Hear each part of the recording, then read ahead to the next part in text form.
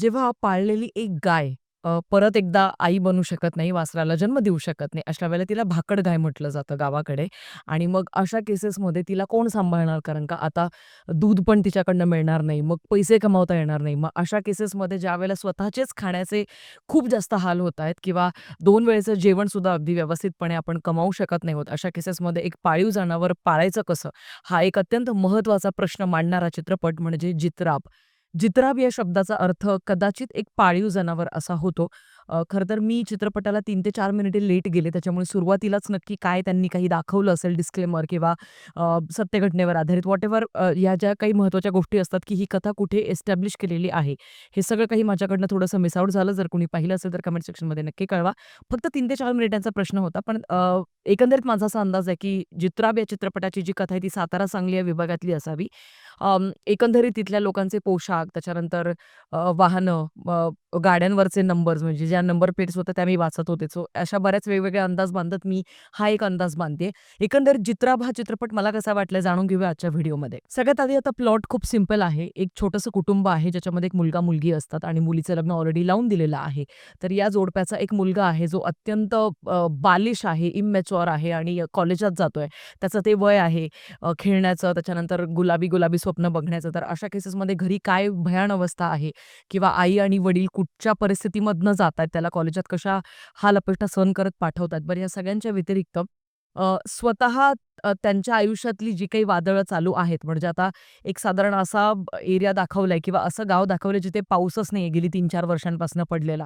त्याच्यामुळे दुष्काळ पडलेला आहे आणि मग त्या दुष्काळाचं भयाण वास्तव दाखवतानाच अगदी जनावरांना हिरवा चारा सुद्धा कुठेच अवेलेबल नाहीये. तर त्यातला त्यात जो सुकलेला चारा आहे, तो मिळवण्याचे सुद्धा खूप जास्त हाल अपेष्टा त्यांनी दाखवलेल्या आहेत. अशा केसेसमध्ये मुलगा जो आहे त्याला काहीच भान नाहीये, घरी काय परिस्थिती चालू आहे, 18-20 दारिद्र्य आहे किंवा काय.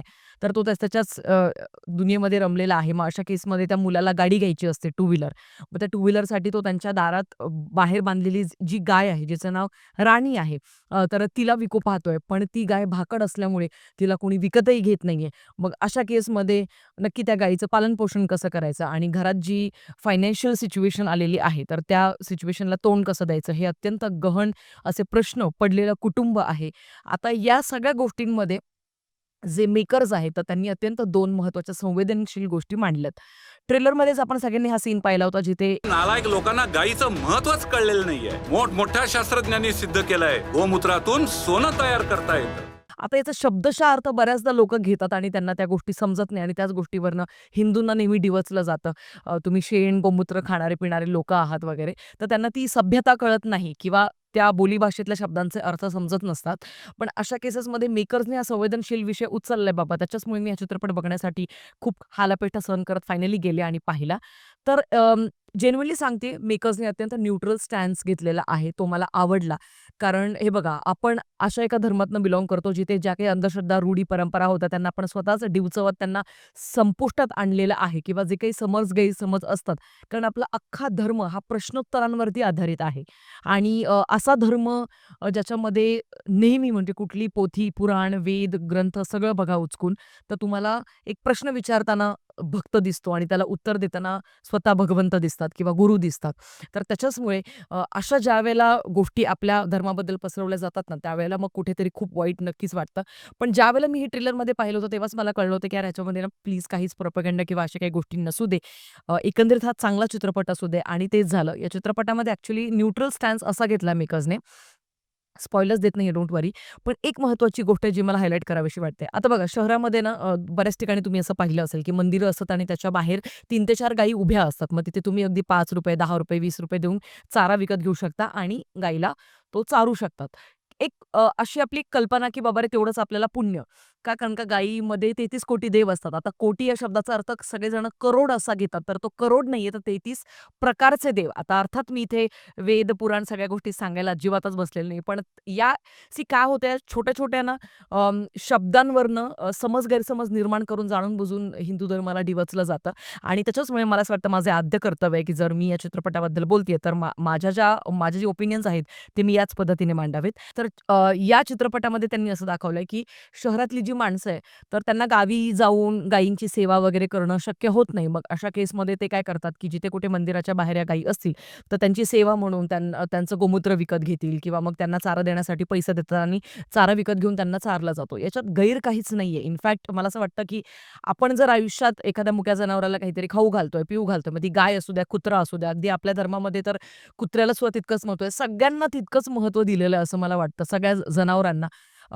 दत्त महाराजांचं वाहन हे स्वतः कुत्रं आहे. त्याच्यानंतर जे महादेवांना पूजतात त्यांनाही माहिती आहे पशुपतीनाथ. त्यांनी तर अगदी सगळ्या जनावरांवरती प्रेम, माया, दया करायला आपल्याला शिकवलेलं आहे. तर त्याच्याचमुळे मला असं वाटतं, की इतकी सुंदर ही कल्पना आहे आणि त्यालाच हे डिवचतात की काय, ती एक भीती माझ्या मनात होती. पण तसं काहीच केलेलं नाहीये मेकर्सने आणि ती गोष्ट मला आवडली.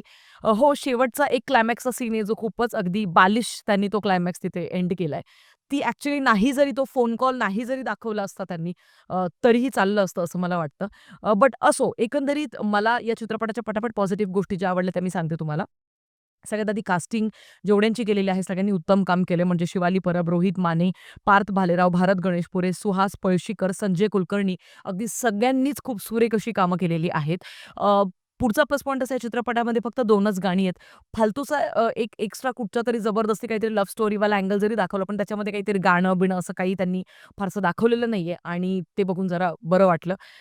चित्रपट फक्त पावणे 2 तासांचा आहे. त्याच्यामुळे तुम्हाला अगदी खूपच स्ट्रेची किंवा असं काही जास्त नाही जाणवणार. त्याच्यानंतर पुढचं आणि सगळ्यात महत्त्वाचं डिपार्टमेंट ज्याचं खूप तोंड भरून कौतुक व्हायला पाहिजे ते म्हणजे set design, production, costume, makeup या सगळ्या गोष्टींमध्ये त्यांनी खूप सुंदररित्या काम केलंय आणि ते रिअलिस्टिक वाटतात आपल्याला मोठ्या पडद्यावरती पाहताना. म्हणजे जर त्या एका लांबच लांब वरून जर का एका गाईला घेऊन त्या गाईचा मालक जर का जात असेल पायी-पायी, तर कशा पद्धतीने त्याची चप्पल पण खूप झिजलेली असेल किंवा त्याचा पायजामा थोडाफार फाटलेला पण पायापाशी, टाचेपाशी असू शकतो किंवा खूपच व्हाईट शुभ्र असे कपडे नसतीलच. तर असे एकदम छोट्या-छोट्या डिटेलिंग आहे ज्याच्यावरती खूप सुरेख काम केलंय. त्याच्यामुळे आय थिंक या सगळ्या लोकांचं नक्कीच कौतुक व्हायला पाहिजे. आणि शेवटचा सगळ्यात मोठा प्लस पॉइंट संपूर्ण चित्रपटाचा जर सगळ्यात मोठा हिरा जर कोणी असेल तर ती आहे स्वतः गाय, जिचं नाव आहे राणी. ट्रस्ट मी जेव्हा सिंगल मॉन्टाजेस त्या गायीचे शूट केलेले आहेत, इतके सुंदर आणि इतके कन्विन्सिंग ते वाटतात. म्हणजे राणी ही अत्यंत सुंदर अभिनेत्री आहे. असं जर मी म्हटलं तर ते चुकीचं ठरणार नाही. खूपच कमाल त्या त्या गाईला बघून खूप आपलंसं वाटतं. अगदी दुसऱ्याच फ्रेममध्ये आपल्याला असं वाटतं, की यार नको असेल ना ही गाय, तर प्लीज मला दे. कारण खूपच अगदी मला असं वाटतं, की एखाद्या व्यक्तीकडे बघून आपल्याला लगेच असं वाटतं, की यार ही आपली व्यक्ती आहे. तसंच आपल्याला त्या गाईला बघून मोठ्या पडद्यावरती तसं वाटू लागतं आणि खूपच कमाल. मी जितकं कौतुक करीन तितकं कमी आहे. सो आता बोलूया निगेटिव्ह ॲस्पेक्ट्सकडे ज्या गोष्टी मला थोड्याशा तांत्रिकदृष्ट्या खटकल्या किंवा कमी वाटल्या. चित्रपटाचं जे कथानक आहे ते खूप फ्लॅट आपल्याला जाणवतं म्हणजे खूपच out of the box twist and turns येतात असं काही तुम्हाला ते ऑफर नाही करत. किंबहुना स्टोरी फार सिंपल आहे, पण त्या सिम्प्लिसिटीच्या नादामध्ये ना कथानक खूपच फ्लॅट अगदी रेषेवरती जात असतं. ते धावत नाही, ते पळत नाही, ते थांबत नाही मध्येच. ते असं फक्त सुरूच असतं. तर पावणे 2 तासांचा असून सुद्धा थोडासा तुम्हाला तो अगदी कंटाळवाणा वाटू शकतो तो टाईम पिरियड. त्याच्यामध्ये आणखीन जास्त थोडेसे कॅरेक्टर डेव्हलपमेंट आणि त्या गोष्टींवरती कदाचित फोकस करून आणखीन थोड्याशा मिक्स मॅच करून स्टोरीज आपण जर मेकर्सने दाखवल्या असतं, तर कदाचित ते कथानक आणखी जास्त इंटरेस्टिंग वाटलं असतं आपल्या सगळ्यांना पाहायला. काही ठिकाणचं दिग्दर्शन हे थोडंसं ॲव्हरेज आपल्याला जाणवतं. म्हणजे जसं की फ्लॅशबॅकमध्ये जेव्हा जाताय, तर ते खूपच टिपिकल मालिका टाइपच्या वाइब्स आपल्याला येतात. म्हणजे आता एक सीन आहे जिथे पंचायत आज पण गावाकडे पंचायत वगैरे भरते. मग जो सरपंच असतो किंवा त्याच्या शब्दाला खूप मान असतो. मग आजी बसलेली आहे किंवा तो जो अख्खा सीन आहे, तो खूपच अगदी मालिका टाइप आपल्याला वाटतो. पण आपण मालिका बघायला नाही आलोय, चित्रपट बघायला आलोय, तर त्या हिशोबाचा तेवढ्या मोठ्या जायंट स्क्रीनवरती तेवढा जायंट अनुभव मिळणं गरजेचं आहे, असं मला वाटतं आणि ती प्रामाणिक इच्छा प्रत्येक प्रेक्षकाची असू शकते. या चित्रपटामध्ये कॅरेक्टर डेव्हलपमेंट जे मी मगाशी म्हटलं, त्याच्या डिटेलिंग थोड्याशा मिसिंग वाटतात. जसं की जो आपला मुख्य नायक आहे, म्हणजे राणीचा जो मालक आहे, पार्थ भालेराव यांचे वडील, तर त्यांच्याकडे 3 एकर शेती आहे. ही एवढी महत्त्वाची गोष्ट मेकर्स हे लिटरली खूप उशिरा एस्टॅब्लिश करतात आपल्या सगळ्यांसमोर. जी की सुरुवातीलाच एस्टॅब्लिश करायला हवी होती. कारण शेती बाबतीतच्याही काही आम्हाला डिटेलिंग दाखवल्या असत्या, तर कदाचित आणखीन त्या कॅरेक्टरबद्दल आपण खूप संवेदनशील होऊन विचार करू शकलो असतो. अर्थात जसं मी म्हटलं परफॉर्मन्सेस खूपच कमालीचे आहेत. पण रायटिंगमध्ये त्या डिटेलिंग आपल्याला थोड्याशा मिसिंग वाटतात आणि या सगळ्या गोष्टींमुळे इमोशनली जितकं आपण हळवं व्हायला पाहिजे, त्या गोष्टी काही ठिकाणी जे खूप हार्ड हिटिंग सीन्स ॲक्चुअली असू शकले असते, ते नाही होत फील.